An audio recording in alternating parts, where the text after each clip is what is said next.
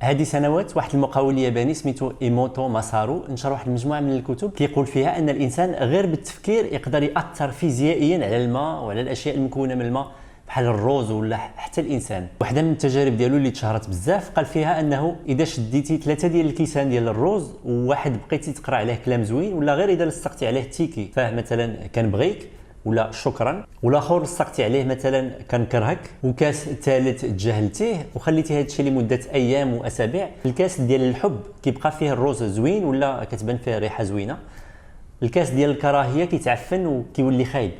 اما الكاس اللي تجاهلتيه لاحظ ايموتو انه كيولي متعفن اكثر حتى من هذاك اللي قريتي عليه كلمات كراهيه، اشاره زعما انه اذا تجاهلتي شي واحد كتاثر عليه سلبيا اكثر من انك تفرقع عليه مثلا ولا شي حاجه بحال هكا.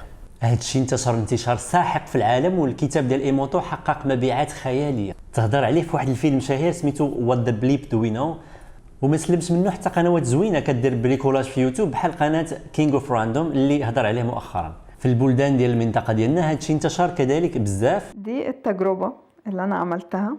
احبك جدا. حطيتهم هنا الثلاثة، هذا بنهمشه، شوفوا هذا مهمش، لكن اللي مكتوب عليه أجلي بقى شكل الرز فعلا يعني تعفن بشكل كبير. وتستعمل نوعا ما من اجل التاكيد العلمي ديال معتقدات بحال التعزام على الماء ولا الرقيه الشرعيه على الماء مثلا. إذا قرأت عليه كلاما طيبا، لو أحضرت ماء وقلت أنا أحبك، أنت جيد، أنت كذا، يقول إن جزيئات الماء الموجودة تتشكل تشكلا حسنا، وإذا قلت كلاما قبيحا تتشكل تشكلا سيئا. هذا الكلام مثبت علميا يعني. قال فقرأت الفاتحة، فلما وضعوا نقطة منه وفحصوها فإذا هي أجمل كل الصور الموجودة من الموجودين.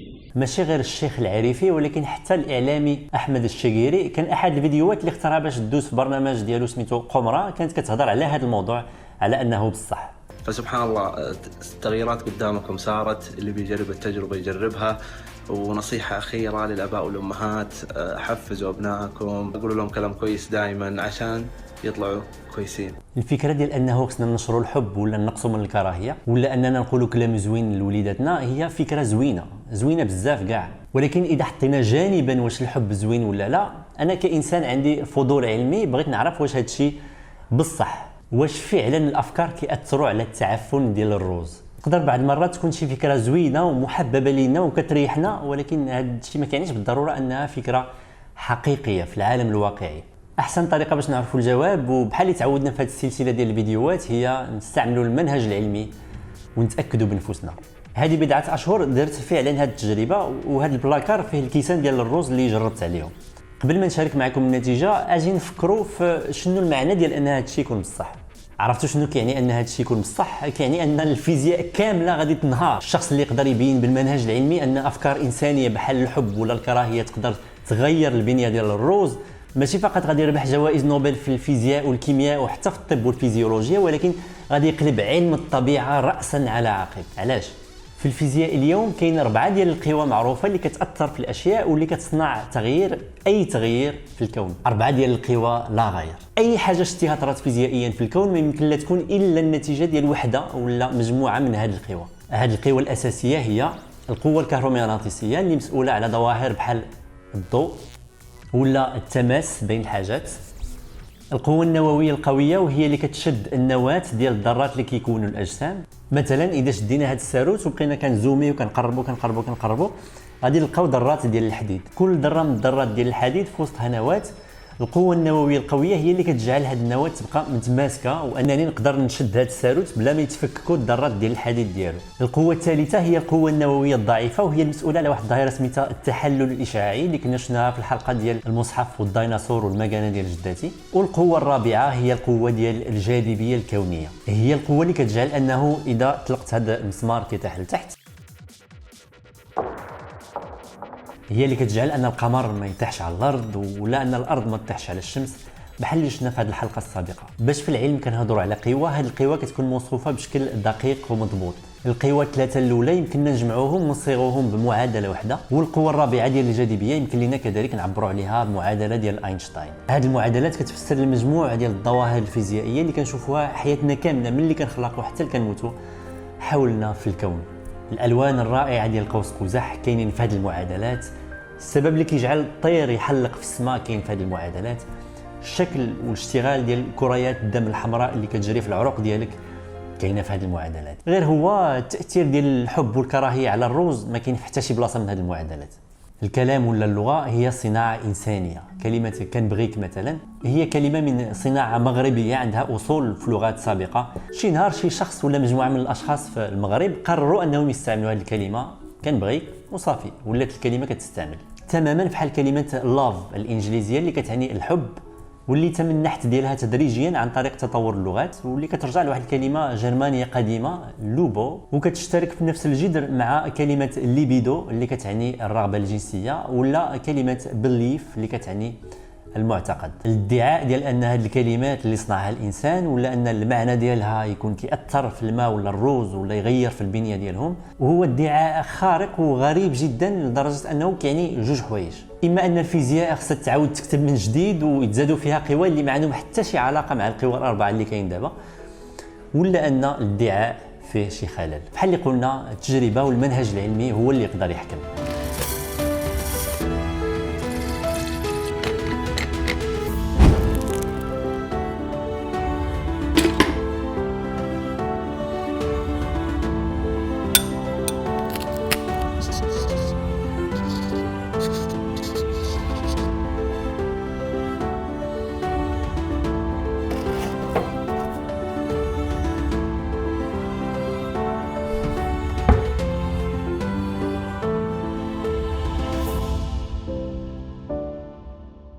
جات دابا لحظه الحقيقه باش نشوفوا هذا الشيء شنو طرالو. في الكاس الاول الروز ولا صفر، الريحه ديالو زوينه حلوه. الكاس الثاني واو، الكاس الثاني ماشي حتى لهيه. والكاس الثالث اللي تجاهلناه واو، الكاس الثالث تعفن مزيان. هذا الشيء كيبان كيأكد فعلا الهضره ديال ايموتو. ولكن قبل ما نزربوا ونستبقوا الاحداث اجي بعدا نشوفوا شنو عندنا هنا. هذا الصوف اللي كاين هنا هو مكون من خيوط رقيقين ديال واحد النوع من الفطريات كنعرفوه باسم العفن. هذا العفن ماشي بالضروره شي حاجه شريره. العديد من الانواع ديال العفن فعلا كينتجوا مواد سامه للانسان كيتسموا مايكوتوكسين، وهذا الشيء علاش الدماغ ديالنا وديال الثدييات تطور باش يبان له هذا العفن امر مقزز. ولكن في نفس الوقت كذلك هذه الفطريات اللي كتشوفوا هنا هي احد اروع المعجزات ديال الحياه على الارض. هذا العفن اللي ايموتو ماسارو الناس اللي داروا تجارب ديالو تقززوا منه واعتبروه امر سلبي وربطوه بالكراهيه والحقد، هذا العفن هو حلقه اساسيه في دوره الحياه واللي بها ما كانش اصلا نقدروا نعيشوا. هذا العفن هو نوعا ما حلقه الوصل ولا الواسطه بين الحياه والموت ديال الكائنات. هذه الفطريات هي اللي كتفكك المواد العضويه في الاجسام الميته وكتحولها لمواد مغذيه اللي تقدر تنشا بفضلها كائنات جديده. الفطريات نوعا ما كتقلب الموت الى فرصه ديال الحياه من جديد. هذه الفطريات كتشكل شبكات تحت السطح كتخصب التربه بالمواد المغذيه، وهي اساسيه في الخصوبه ديال اي حديقه اي فيرما واي غابه. 80% ديال النباتات على الارض كتعيش في علاقه تشاركيه مع الفطريات كتسمى سيمبايوتيك ريليشنشيب، علاقه اللي الفطريات كيستافدوا فيها من الاوراق اللي كيطيحوا من النبته ولا من الحشرات والحيوانات اللي كيموتوا حول النبته، وكيحللوهم المواد اللي كتمتص هذيك الشجره وكتغذى عليها باش تزيد تعيش. النباتات والفطريات كيستافدوا من بعضياتهم في هذه العلاقه التكامليه. بلا هذه الفطريات اللي اعتبرها ايموتو ماسارو رمز للكراهيه والحقد ما كانوش هذه النباتات يقدروا يعيشوا ولا الحيوانات اللي كتغذى عليها، وغالبا لا انا ولا انت ولا ايموتو ماسارو ما كنا غادي نكونوا بلا هذه الفطريات. كنتم مع فقره رد الاعتبار الواجب للفطريات. الكاس الاخر اللي عندنا هنا فيه فعلا ريحه حلوه، ريحه ديال السكر بكل بساطه لان هذا الكاس فيه السكر. هذا الكاس فيه مستعمره ديال النوع اخر من الفطريات اللي كيتسمى الخميره واللي كيحلل المواد العضويه اللي كاينه في هذا الروز اللي هنا. هذه العمليه كتسمى التخمر، وهي نفس العمليه اللي كيتصاوب بها البيره، الخمر، الخبز وزيد وزيد. هذه الفطريات سواء اللي كيسببوا العفن بحال في هاد جوج الكيسان اللي كاينين هنا ولا اللي كيسببوا التخمر بحال اللي كاينين في هذا الكاس، هما موجودين هنا، هما كيسبحوا في الهواء حولنا. في المكان اللي انت ولا انت فيه دابا في هذه الساعه كاين في الهواء اللي حولك كاين خلايا دقيقه اللي خصها الميكروسكوب باش تشاف ديال هذه الفطريات. فطريات من انواع مختلفه اللي كتسنى شي وسط ملائم باش تكثر فيه. ماشي الحب ولا الكره اللي جعل هذا الروز يولي بحال هكا، ولكن هي خلايا ديال الفطريات اللي غالبا طاحت في الروز باش كنا كنعمروه في الكيسان، ومن بعد بالزهر على حسب النوع ديال الفطريات اللي طاحوا في كل كاس. الكيسان اللي غلبوا فيهم الفطريات ديال التخمر طرا فيهم التخمر، والكيسان اللي غلبوا فيهم الفطريات ديال التعفن طرا فيهم التعفن. والسؤال هنا هو علاش يوتيوب عامر بفيديوهات اللي الكيسان اللي تكتب فيهم الحب هما اللي طرات فيهم عمليه التخمر، والكيسان اللي تكتب عليهم الكراهيه هما اللي طرات فيهم عمليه التعفن؟ هنا يمكن لك دير بوز للفيديو اللي بغيتي وتحاول تفكر في الجواب بنفسك. حاول تكون شي فكره ولا جوج يكونوا ديالك انت ولا انت، وعاد رجع كمل الفيديو. قبل ما نكملوا بغيت نعترف لكم انني ما وريتكمش كل شيء قبيله. في الحقيقه باش عمرت الكيسان ديال الروز ما عمرتش 3 ولكن عمرت 6 ديال الكيسان. الكاس الاول والثاني درت عليهم ستيكر، والكيسان الاربعه الاخرين كاملين تجاهلتهم. المفروض ان هاد الكيسان اللي تجاهلتهم انهم كاملين يكونوا تعفنوا بشكل خايب وكريه، ولكن غادي نشوفوا شنو طرا لهم. واو، واحد من الكيسان الاخرين اللي تجاهلتهم طرات فيه عمليه التخمر، وحتى هو كيتعتبر زوين بالمعايير ديال ايموتو. باش كنحطوا هاد 6 ديال الكيسان حدا بعضياتهم هكا كيبان لينا كيفاش النتيجه فعلا عشوائيه. بعض الكيسان غلبوا فيهم الفطريات اللي كتسبب التعفن، والبعض الاخر غلبوا فيه الفطريات اللي كيسببوا التخمر، بحال هذا الكاس هذا اللي واخا المفروض اننا نتجاهلناه ولكن طرا فيه التخمر اللي كيتعتبر حاجه زوينه حسب المعايير ديال ايموتو. علاش يوتيوب عامر فيديوهات اللي الكيسان اللي تكتب عليهم الحب طرا فيهم التخمر، والكيسان اللي تكتب فيهم الكراهيه طرا فيهم التعفن؟ انا كنقترح جوج ديال الطرق الممكنه باش نعالجوا هذا السؤال. اولا يقدر يكون بكل بساطه ان يوتيوب هو منصه ديال الناجحين. يقدر يكون هذا الشيء كيصدق فقط 50% من المرات، ولكن الناس اللي داروا هذه التجربه وما صدقتلهمش يقدروا يكونوا بكل بساطه حشموا يحطوا الفيديو ديالهم في يوتيوب. ربما هاد الناس شكوا في النيه ديالهم، يعني حسوا براسهم انهم ما داروش النيه بحال اللي كنقولوا، وما بغاوش يتحشموا مع الناس ولا يبانوا انهم ضد فكره ان الحب زوين. وهنا المشكل ديال الخلط بين الاحاسيس وبين المنهج العلمي المجرد. الاحساس بالجمال ديال ان الحب زوين ما خاصش يخلينا نحشموا ولا ننحازوا لجهه او جهه اخرى في تجربه علميه. القضيه الثانيه هي واحد الانحياز لاحظته في الطريقه اللي كدار بها التجربه عموما.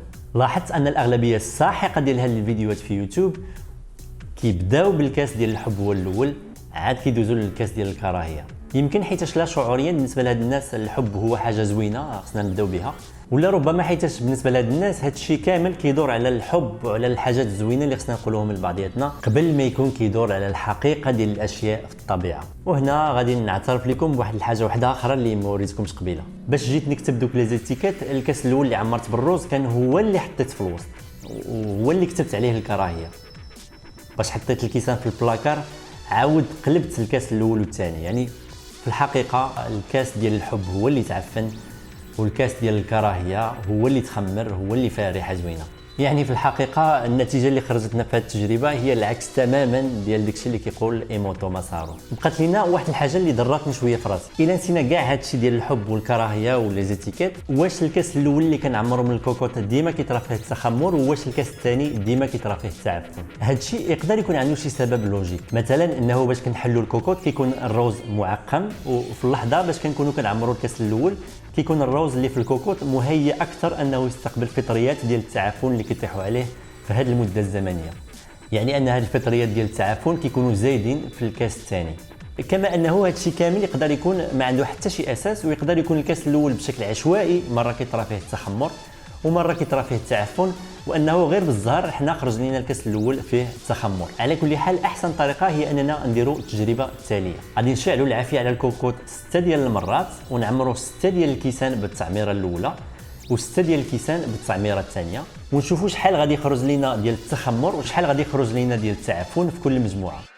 درت فعلا هذه التجربه والروز دابا كاين في البلاكار، وغادي نشارك معكم النتائج في الصفحه ديال الفيسبوك. ما ترددوش انكم حتى نتوما ديروا هذه التجارب هذو بنفسكم وتشاركوا معايا النتائج ديالكم في التعليقات لتحت. سلامه.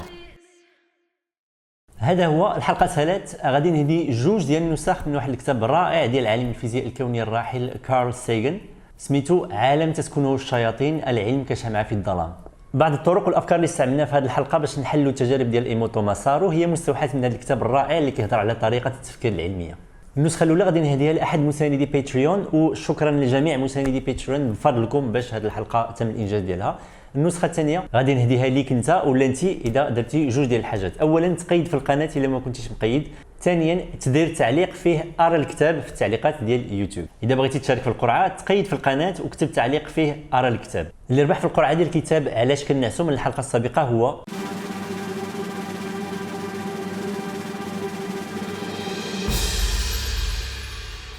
سي محمد الحادق. تواصل معايا في الرسائل ديال اليوتيوب باش نصيفط لك الكتاب. سلامه.